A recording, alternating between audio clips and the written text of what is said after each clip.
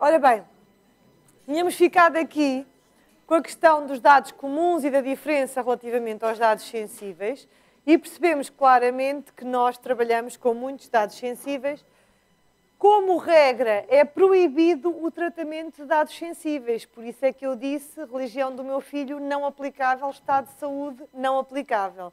Exceções para poder tratar os dados sensíveis são várias.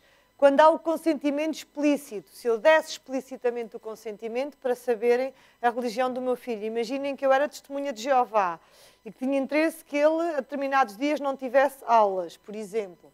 A imposição legal que decorre da legislação laboral. Muitas vezes podemos tratar dados sensíveis porque o próprio Código do Trabalho nos autoriza a fazê-lo.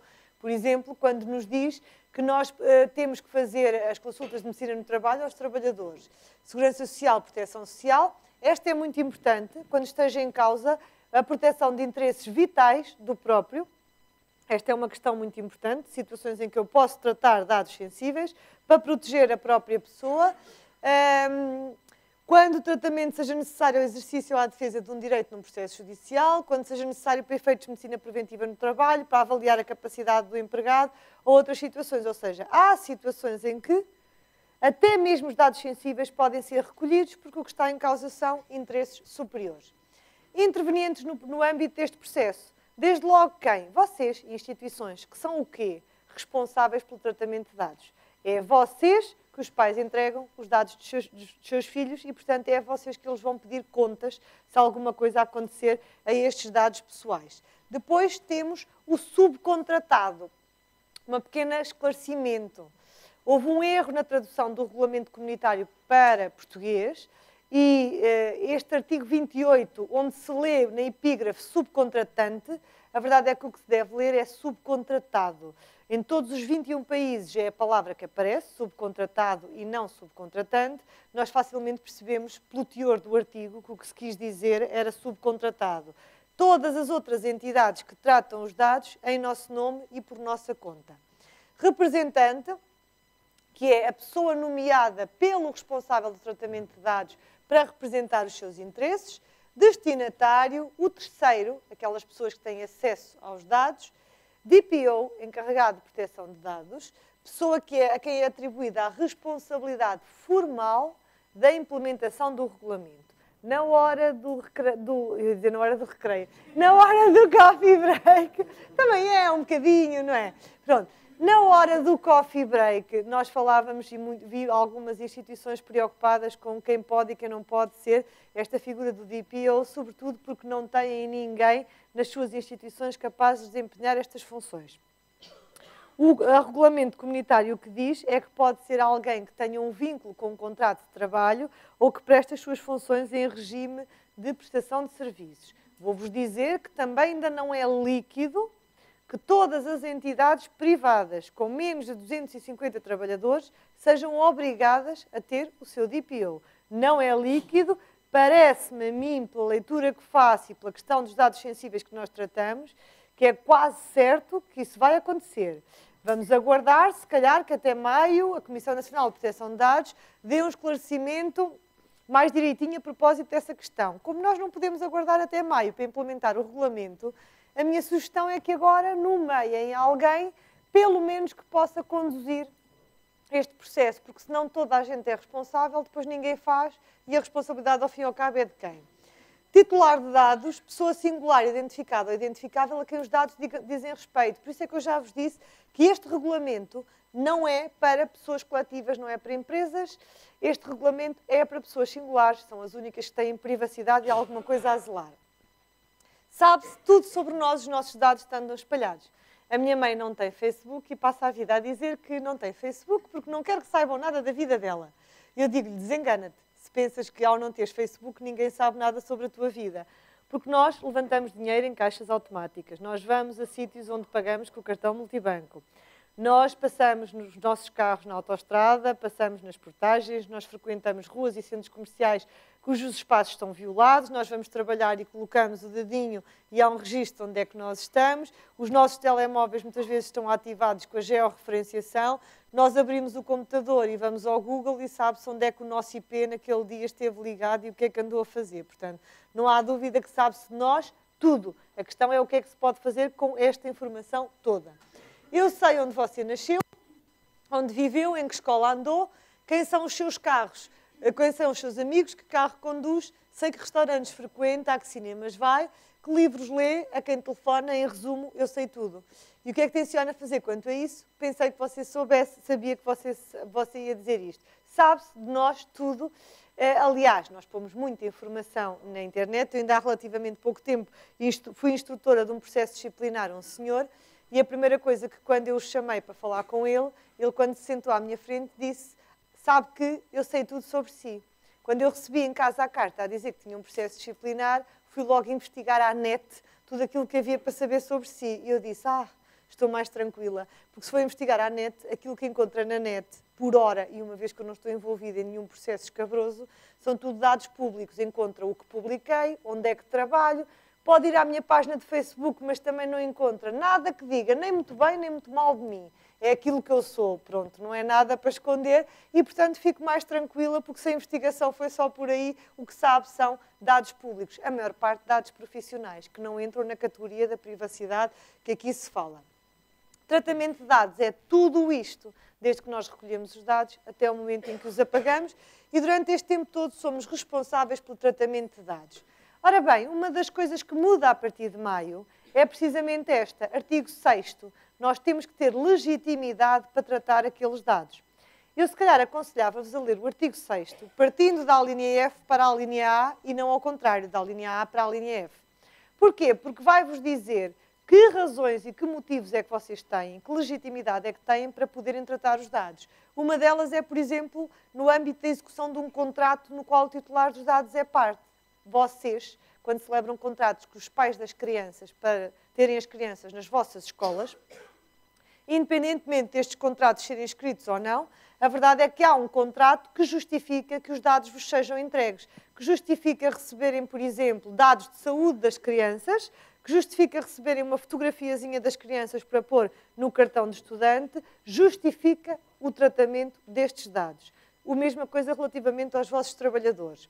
Também é fundamento suficiente para tratar os dados cumprimento de uma obrigação jurídica. Muitas vezes os dados que vocês pedem-nos porque o Código do Trabalho, o Código do IRS, a Segurança Social, vos exige, o Ministério da Educação vos exigem que recolham aqueles dados. Portanto, o que vocês estão a fazer têm legitimidade para o fazerem. Defesa de interesses vitais do titular dos dados ou de outrem.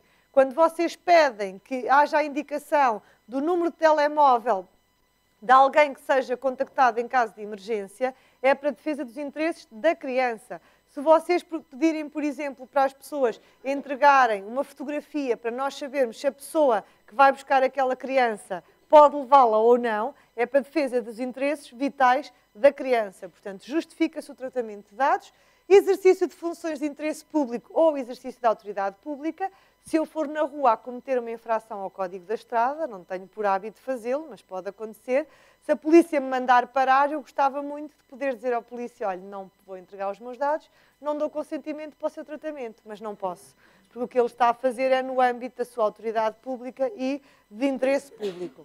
Efeito de interesses legítimos prosseguidos pelo responsável do tratamento. Eu diria que, grosso modo, tudo o que é administração pública está relativamente descansado, porque os dados que tratam com esta legitimidade e justificação.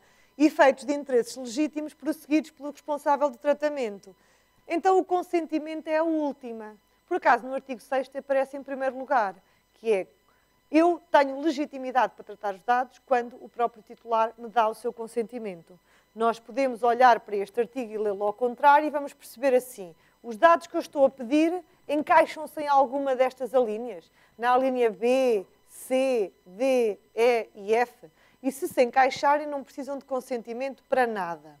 Só precisam de consentimento se não se encaixarem em nenhuma das outras alíneas. Se vocês pensarem, o Pingo Doce, a Galp, a Vorten e estas entidades todas só tratam os meus dados porque eu deixo enquanto eu deixar. A partir do momento em que eu lhes retirar o tapete, uma vez que não celebro contrato nenhum com eles, não estão a cumprir nenhuma obrigação jurídica, não é para a defesa dos meus interesses vitais, nem de outra pessoa, não é exercício de funções de interesse público, nem efeito de interesses legítimos, eles deixam de ter legitimidade. Por isso é que eu vos digo que mandarem-me o SMS no dia do Black Friday já pode ser uma violação do regulamento se não obtiverem o meu consentimento entretanto. No entanto, o consentimento é categoria residual. E se calhar nos novos contratos, nos novos formulários, eu costumo dizer que cautela e caldos de galinha nunca fizeram mal a ninguém.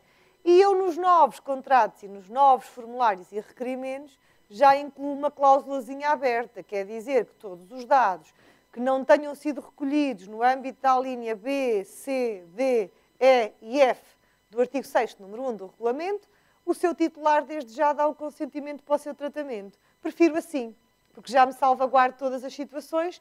Não vá o titular dos dados dizer sim, de facto, a maior parte dos dados vocês até têm legitimidade para recolher, mas este em específico escapa, vocês nunca poderiam ter pedido estes dados e tratar estes dados. Portanto, eu prefiro assim uma solução um bocadinho mais segura. Com esta certeza de que o tratamento de dados sensíveis é, em regra, proibido. Quando eu vos disse que tinha estruturado a apresentação entre aquilo que são as nossas obrigações enquanto entidade e os nossos direitos enquanto titulares dos dados, nós ganhamos com este regulamento todos estes direitos. O direito ao pagamento dos dados, o direito de portabilidade dos dados, o direito à limitação do tratamento, direito de acesso, direito de retificação, direito de oposição e decisões individuais automatizadas. Ou seja, dados novos que nós passámos a ter. Alguns já tínhamos direito de acesso, até resulta da Constituição, mas passámos a ter estes novos dados na nossa esfera de direitos, que vêm a partir do artigo 15 e seguintes do Regulamento Comunitário. O artigo 15 fala no direito de acesso.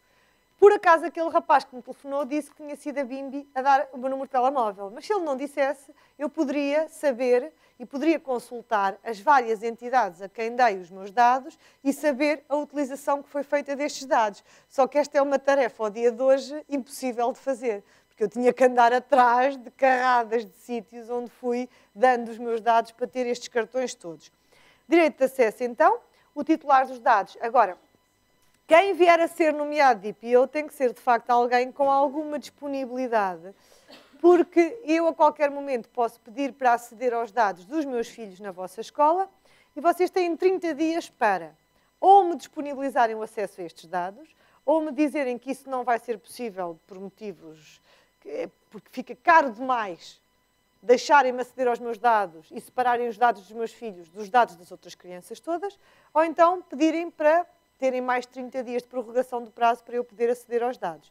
Mas eu consigo aceder aos dados dos meus filhos e tenho que ter esta resposta.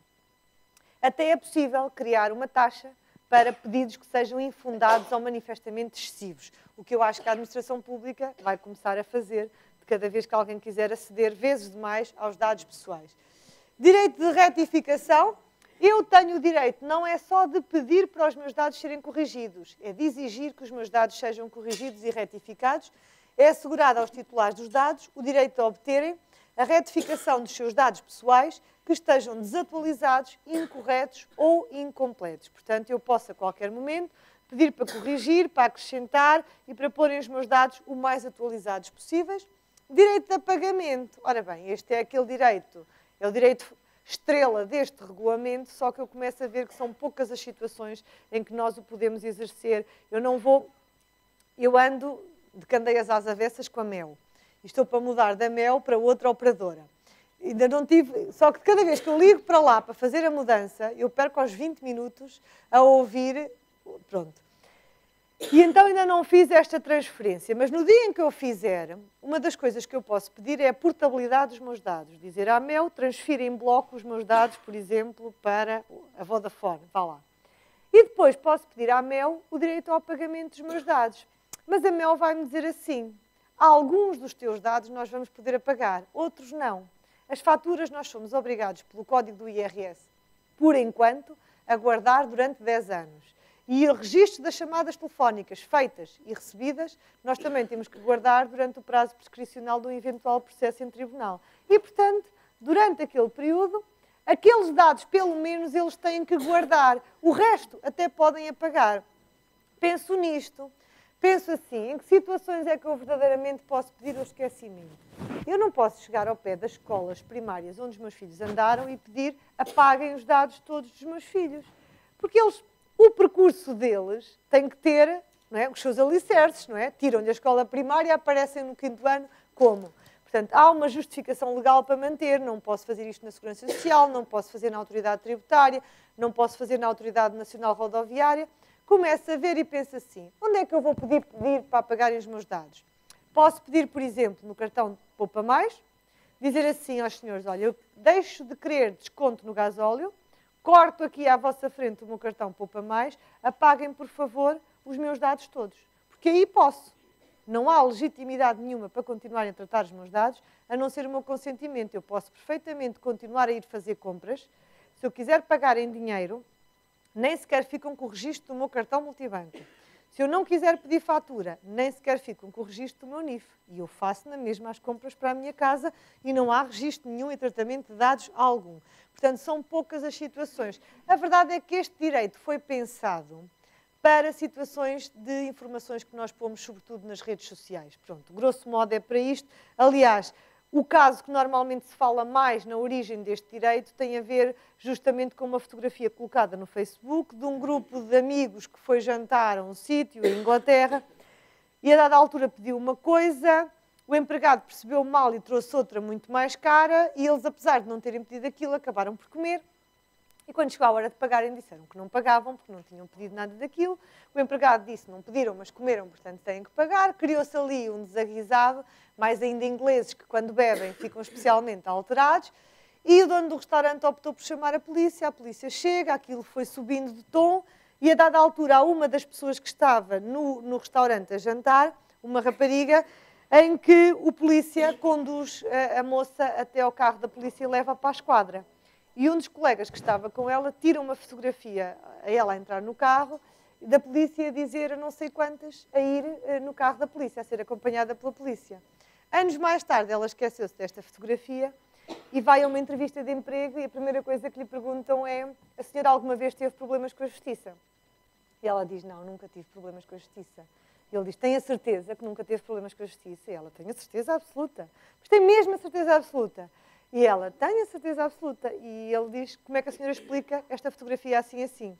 Obviamente que ela tentou, na altura não se lembrava da fotografia, depois recordou o contexto da fotografia e depois então mais tarde tentou-se justificar e explicar que não era uma questão de problemas com a justiça, que era outra questão. E isto ficou sempre uma questão de saber até que ponto é que estas imagens nos vão perseguindo. Eu dava sempre este exemplo.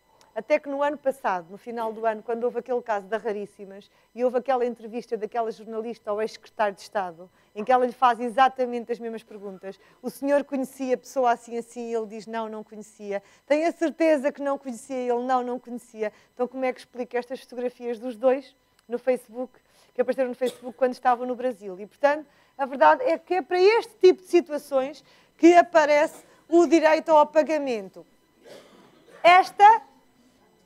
Agora, uma questão muito importante que é, quando eu vos peço para vocês terem uma lista dos subcontratados todos, é também por causa disto. É que se alguém vos pedir a vocês para apagarem os dados, não vos basta a vocês apagar os dados. Têm que garantir que todas as outras entidades a quem vocês deram acesso àqueles dados são notificadas para procederem ao apagamento. Isto dentro das medidas que forem razoáveis, incluindo de caráter técnico, tendo em consideração a tecnologia disponível e os custos da aplicação. Esta é a parte boa deste regulamento, é que tem sempre aqui umas portas e uns alçapões onde a gente pode dizer, neste caso, não dá para apagar porque isto fica, é excessivo.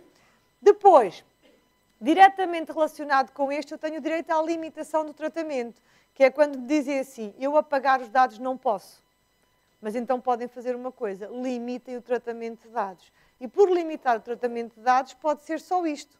Deixem os dados aí arquivados, guardados, durante o tempo que legalmente são obrigados a guardar. Vocês, claro, quando eu digo isto, toda a gente me diz. Mas deixar os dados guardados não é tratar os dados. É sim, senhor. É uma operação de tratamento de dados. A operação de conservação. E, portanto, é uma forma de limitação de tratamento. Direito de portabilidade dos dados, o direito que eu tenho a pedir que os meus dados sejam transferidos da entidade X para a entidade Y. Eu estou a ver este direito com as empresas de telecomunicações. Estou a ver-me, a mim, a pedir à Mel para transferir os meus dados para a Vodafone, a Mel a transferir de facto os meus dados para a Vodafone e daqui a uns meses a Mel a ligar-me e a dizer se a senhora voltar a ser nossa cliente tem condições ainda melhores do que tinha há uns quantos meses atrás. Direito, o último, direito de oposição a decisões individuais automatizadas. Todos nós temos o direito de nos opormos a que tomem decisões relativamente a nós, apenas e só com base no cruzamento desta informação. A mim assusta-me muito pensar naquilo que a transferência de dados de um banco, da autoridade tributária e de umas entidades para as outras, o que é que isto pode dar origem na nossa esfera jurídica? Olhem, em alguns países já foram retirados rendimentos de inserção social às pessoas, portanto, é uma das consequências possíveis e é um dos direitos que nós ganhamos, opormos-nos a que façam isso. Maiores alterações introduzidas pelo regulamento, e claro que nós temos que acelerar muito, maior clareza no conceito de dados pessoais, mais ou menos, ainda não tenho uma coisa que adorava ter, que era uma lista a dizer isto são dados pessoais, isto são dados públicos, maior rigor relativo ao consentimento dos titulares dos dados, maior facilidade e transparência no acesso aos dados pessoais pelo seu titular, o prazo de um mês, 30 dias, que passa a correr, e por isso é que eu vos digo que quem vier a ser o DPO tem que ter, de facto, alguma disponibilidade para assumir todas estas tarefas. O direito do titular ao esquecimento, mas que é um direito que nós vamos ver que, na maior parte das vezes, não vai conseguir ser implementado como nós queremos. Direito à portabilidade dos dados, direito à oposição, o direito de não sermos incluídos em perfis, que todos nós somos. O Pingo Doce sabe exatamente aquilo que eu compro e aquilo que eu nunca compro. E servem-se disto para transferir para algumas empresas para me fazerem aquela publicidade direta. Estas empresas que fazem a publicidade direcionada para os nossos gostos têm os dias contados, porque onde elas se socorrem para ter informação, vão deixar de poder dar acesso a esta informação. O que é que nós teremos que fazer? Cabe aos responsáveis pelo tratamento suportar o ónus da prova do cumprimento do regulamento. Não nos é pedido para garantirmos que não há violação de dados, porque isso ninguém consegue garantir. O que nos é pedido é para provarmos que cumprimos com o regulamento. Fizemos a nossa parte, sensibilizámos toda a gente que trabalha connosco, os pais de todas as crianças, e tivemos o cuidado de ter registros probatórios de tudo isto. A partir deste momento, as pessoas violam, já não é problema nosso, já é questões de responsabilidade civil extracontratual. Os responsáveis pelo tratamento de dados têm um prazo muito curto, apenas 72 horas após o conhecimento da ocorrência da violação de dados, para comunicar à Comissão Nacional de Proteção de Dados esta situação e aos titulares dos dados pessoais violados. Os responsáveis pelo tratamento, uma das coisas a fazer, diria que logo para aí em terceiro lugar, que é uma avaliação do impacto da informação. Perceber que a informação que nós recolhemos, em que medida é que pode trazer alguns perigos para os titulares dos dados. Sempre que o tratamento seja efetuado por organismos públicos, entidades privadas naquelas circunstâncias, a nomeação do tal DPO e as coimas em caso de incumprimento. Ora bem, 3 grandes desafios para nós. O primeiro deles é perceber se temos ou não temos que obter o consentimento dos titulares para poder tratar aqueles dados. Quase que me atrevo a dizer que, no vosso caso, como celebram contratos de trabalho com os trabalhadores, contratos de prestação de serviços relativamente aos alunos, quase que já têm toda a legitimidade que precisam para tratar os dados. Permite-me dizer uma coisa. Para vocês terem tudo resolvidinho, eu, se calhar, às tantas, atrevia-me a dizer, coloquem uma cláusula residual em que, mesmo assim, obtêm o consentimento para o tratamento de outros dados não recolhidos ao abrigo daquelas alíneas e assim ficam com a certeza absoluta de que não há dado nenhum que esteja a ser tratado por vocês relativamente ao qual vocês não tenham legitimidade para esse tratamento. Depois, provar by design, por evidência, que cumprem o RGDP, o regulamento. As organizações têm de conseguir provar que cumprem com o regulamento, nomeada, mas não exclusivamente, que os dados pessoais que possuem são legítimos e estão limitados ao que é necessário. Legítimos, este artigo 6º que eu vos digo. Temos que ter uma razão legítima para poder tratar aqueles dados. Estão limitados ao que é necessário. Quanto menos dados vocês pedirem, mais salvaguardados vocês se encontram. Este é um trabalho que eu acho que muitas empresas grandes já estão a fazer junto dos seus trabalhadores. Eu fui com o meu filho à Vorten comprar, em setembro passado, comprar uma capa para o telemóvel e quando eu lá cheguei, veio ter comigo um dos funcionários e disse: senhora tem cartão da Vorten? E eu disse: não, não tenho cartão da Vorten, até porque eu hoje, mais do que nunca, tenho muito medo de ter qualquer cartão e de deixar os meus dados em qualquer sítio. E ele diz-me: mas é que se tiver cartão da Vorten, nós duplicamos o prazo de garantia de qualquer eletrodoméstico que aqui compre. E eu pensei: mas isso já é uma coisa que eu quero. Então eu quero ter cartão da Vorten, mas pensei, deixa cá ver os dados que eles me pedem. E a verdade é que ele foi buscar um formulário com muitos dados, onde era pedida a profissão, que é completamente irrelevante para isto, onde era pedido se a minha casa era própria, hipotecada ou alugada, ou arrendada, onde era perguntado o meu tipo de contrato e uma série de informações, e ele disse-me assim: só preciso que preencha estes 4. O nome, que sendo um dado pessoal pode ser tornado público, o NIF, que é claramente um dado pessoal, mas ninguém consegue fazer nada com o meu nome e com o meu NIF só, e depois o e-mail e o telemóvel. E não me pediram os outros dados todos. E eu pensei, estes tipos já perceberam uma coisa: quanto menos dados tiverem do lado de lá, mais seguros eles estão no seu tratamento de dados.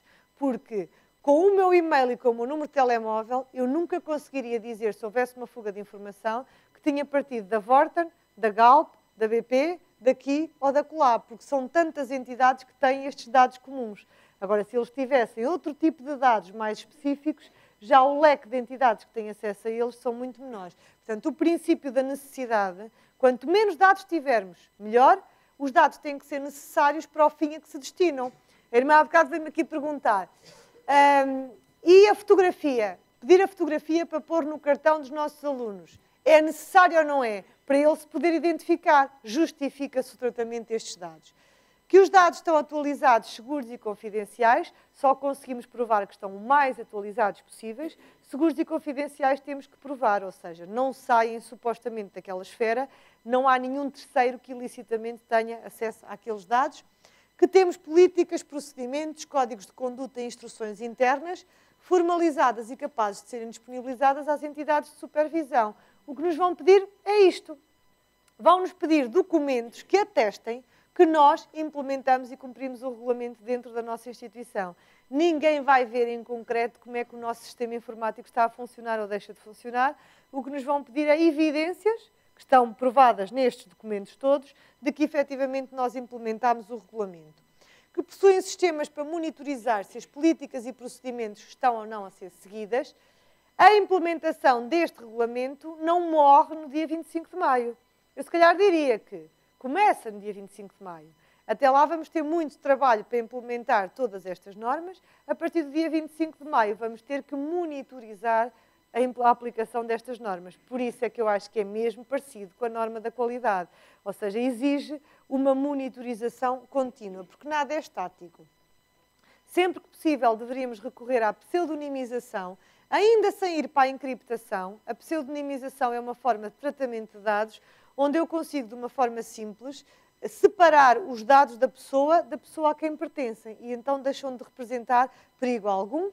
E também temos que provar que possuímos sistemas para monitorizar se as políticas e procedimentos estão ou não a ser seguidas. Terceira e último desafio, provar by default, por defeito, que cumprimos com o regulamento. Este é, se calhar, eu diria, o segundo momento nas nossas casas para a aplicação do regulamento. Divulgação por todos os utilizadores das respectivas responsabilidades. É aqui que eu vou fazer ações de consciencialização e de sensibilização a toda a gente. Isto não é só uma questão de informáticos e de advogados e juristas. Isto é uma questão de todos. Da pessoa que está na portaria da escola, da pessoa que está na secretaria, dos professores. Primeiro, vou sensibilizá-los a todos e vou tentar chegar até aos alunos e chegar também aos pais dos alunos, porque eu sei que grande parte das violações também acontecem muitas vezes por estes, pelos alunos que trazem telemóveis e sem terem noção de que estão a violar o direito à imagem dos colegas, tiram fotografias aos outros e publicam de qualquer forma, e dos pais que nas festas também fazem estas publicações não autorizadas. Portanto, este, se calhar, é uma questão. O meu conselho é, se fizerem esta sensibilização, tenham um registro de que a fizeram, porque isto faz com que vocês se desresponsabilizem e a responsabilidade passa para a pessoa que efetivamente viola os direitos. O acesso às funções do sistema deve ser refletido em perfis de acesso diferenciados. Nem toda a gente tem que ter acesso a toda a informação. Vou pensar assim num exemplo muito simples. E este, vamos sair um bocadinho das vossas escolas como funcionam e vamos pensar nas escolas públicas. As escolas primárias públicas, desde 2013, delegaram a competência do fornecimento das refeições nas câmaras municipais. As câmaras municipais não têm competências para ter cozinheiras nas escolas a fazer a confecção e então contratam a Eurest e estas empresas assim para levar as refeições até à escola. Então o que é que acontece? Eu, mãe, inscrevo o meu filho na escola, entrego à escola os dados do meu filho. Mas sei que ele, para comer na cantina, eu tenho que estar inscrita numa plataforma gerida pela Câmara Municipal, onde vou pagando as refeições e marcando as refeições, segundo a entidade com acesso aos dados dos meus filhos. Depois, a Câmara Municipal entrega à Eurest uma lista a dizer: hoje vão comer estes e estes e estes e estes meninos. E depois, a senhora funcionária da escola, que vai no recreio chamar os meninos que vêm para a cantina, tem acesso e só deveria ter acesso a quê? Responsabilidades e perfis de acesso diferenciados. Esta senhora só deveria conseguir ir àquela plataforma e retirar só esta informação. Quem é que come e quem é que não come. A verdade é que em alguns destes sistemas e destas plataformas, estas senhoras conseguem ver bem mais do que isto. Conseguem saber a dívida de cada um dos pais daquelas crianças à Câmara Municipal. E fazem mau uso desta informação. E a pergunta que eu faço é: perfis de acesso diferenciados em razão da necessidade de conhecer aquela informação. É necessário que aquela senhora, para chegar ao recreio e chamar os meninos para a cantina, saiba quanto é que os pais devem à Câmara Municipal? Não, não é necessário. Até vos digo mais, não só não é necessário, como muitas vezes fazem mau uso desta informação. Portanto, se calhar este é o trabalho que nós temos que fazer. Quanto menos gente tiver acesso a esta informação, mais segura ela se encontra. Porque as pessoas que têm acesso a elas têm por razões específicas. É que todos nós, quando vemos isto do lado de fora, isto não nos diz nada. Agora, quando eu penso assim, imaginem uma penhora dos vencimentos, que chega a um colégio, e temos a pessoa que está no expediente que abre a carta, e acabou de saber que aquela pessoa recebeu uma penhora. E esta carta vai para alguém que vai despachar a quem é que vai dirigir. E depois vai para os recursos humanos, ou para a secretaria, que tem 10 pessoas, que por hipótese as 10 podem ter acesso à carta. Aquilo que é uma informação que devia ser sigilosa, confidencial e devia ser tratada com muito cuidado, no fundo, no meio disto tudo, acabaram para aí por 13 ou 14 pessoas ter acesso àquela informação, sem haver necessidade para aceder à informação desta. As credenciais da autenticação de cada utilizador devem ser únicas e intransmissíveis, que é o mesmo que vos dizer que as pessoas têm que perceber que não podem dar a ninguém as palavras passe e o nome do utilizador. Não devem ser permitidas contas partilhadas. A password de acesso, isto já são indicações da Comissão Nacional de Proteção de Dados. A password de acesso deveria ser mudada a cada 180 dias e com a intervenção do DPO, ou então, e isto aqui já é uma outra opção, a autenticação de acesso poderia ser feita através da impressão digital, que são ferramentas que não são tão caras quanto isto, porque as pessoas passam a vida a dizer que se esquecem da senha, que não sei o quê, da palavra passe, e esta aqui é que para mim é a única que é verdadeiramente intransmissível. Por isso é necessário definir e aplicar as regras do RGDP, mas também acautelar registros probatórios do cumprimento do regulamento. Aqui é que nós temos que ser fortes, porque quando formos fiscalizados, ninguém nos vai perguntar se houve ou não violação de dados. O que nos vão perguntar é: vocês implementaram o Regulamento de Proteção de Dados? E é isto que nós vamos ter que demonstrar por escrito, nunca por palavras, mas por escrito, que efetivamente fizemos. Ter o cuidado para que, se houver uma violação de dados, a mesma terá que ser comunicada à Comissão Nacional de Proteção de Dados em 72 horas e aos titulares dos dados em linguagem acessível. Esta notificação deve conter a descrição da natureza da violação de dados, o nome e os dados do contacto do responsável pela proteção de dados, descrição das consequências prováveis da violação de dados pessoais e das medidas tomadas ou propostas para minimizar e reparar os prejuízos. Isto é ou não é exatamente o que acontece quando uma entidade está certificada com a norma da qualidade, também não vos garante que não vai haver produtos sem defeito. O que vos garantem é que tudo fizeram para que não houvesse produtos defeituosos. Mas que se eles existem, são tomadas as medidas reparadoras e preventivas desta situação. E depois, o artigo 34, e esta é uma grande novidade, porque ao dia de hoje isto não acontece. O artigo 34 diz ainda que o responsável pelo tratamento de dados deve ainda comunicar ao titular dos dados, em linguagem acessível, que ele consiga perceber, e sem demora injustificada, a violação ocorrida, se esta representar num alto risco para os direitos e liberdades do titular. Esta é uma grande novidade. Todos nós, de certeza absoluta, que já tivemos os nossos dados pessoais em bases de dados que foram pirateadas e alguém acedeu aos nossos dados. Tanto que já recebemos mails manhosos, já os nossos números de telefone foram parar a meias as mãos estranhas, isto já para não dizer uma coisa mais grave, que é o nosso número de cartão de crédito ter sido utilizado por outras pessoas para fazer compras. E quando isto aconteceu, ninguém na altura nos notificou individualmente. Só soubemos porque nos apercebemos destas movimentações externas mais tarde. Então, o que muda agora é que passamos a ter o direito de ser informados no momento em que isto acontece. Reforço da segurança de dados. A segurança passa pela capacidade de assegurar a confidencialidade, a integridade, disponibilidade e resiliência permanentes dos sistemas e dos serviços de tratamento. Portanto, a parte informática é obviamente incontornável no meio deste regulamento, mas não é a única. A questão do Data Protection Officer, do DPO, sabermos se temos ou não que nomear e começar, se calhar, por aqui, ou mesmo que até maio a Comissão Nacional de Proteção dos Dados nos venha dizer assim, não, como vocês são escolas com menos de 250 trabalhadores, não vos vamos obrigar a ter um DPO. Pelo menos temos alguém que até lá conduziu este barco.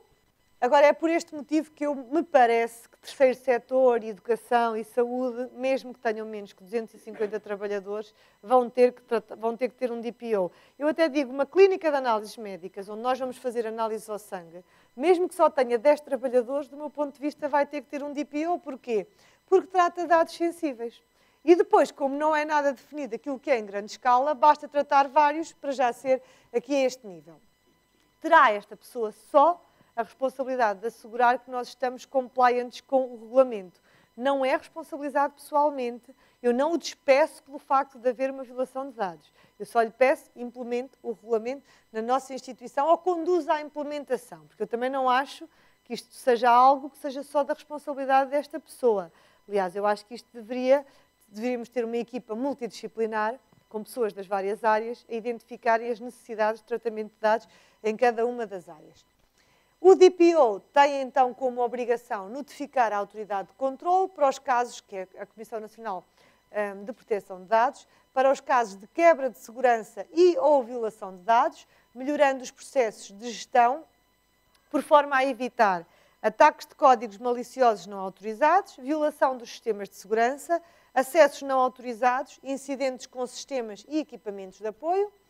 Esta função tem aqui 3 níveis. Nível de especialização, deve ter em conta alguma sensibilidade para a área do direito e para a área da proteção de dados. Não sou eu que o digo, é o artigo 37, número 5 do regulamento.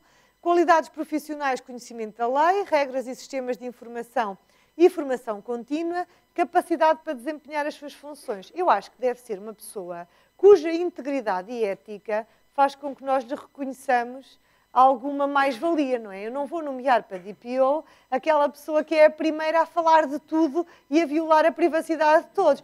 Tem que ser uma pessoa a quem eu reconheça alguma seriedade, ética e correção. Isto parece-me, não é? Pronto. Esta função deve ser independente, não recebe ordens e instruções do que deve e do que não deve fazer, não deve receber, não deve receber instruções no sentido de adotar determinada perspectiva ou resultado de uma questão, deve elaborar um relatório anual de atividades a apresentar ao Conselho de Administração, à direção, a quem quer que seja, a explicar o que é que se fez nesta implementação, não pode ser penalizado ou destituído pelo exercício regular das suas funções, não tem responsabilidade pessoal, deve ter em consideração os riscos associados à operação de tratamentos. É muito mais perigoso o tipo de dados que vocês recolhem, a maior parte deles até porque são dados de crianças menores, portanto, nem eu, mãe, verdadeiramente sou titular dos dados dos meus filhos, eu sou guardiã dos dados pessoais dos meus filhos. O que faz com que eu ponha o interesse deles à frente da minha vontade de ver as fotografias deles partilhadas e espalhadas por aí. Portanto, eu sou muito mais responsável pelo que acontece com eles do que o que acontece comigo. Centrar esforços em questões de maior risco, colaborar com a autoridade de controle, nomeadamente em consultas prévias.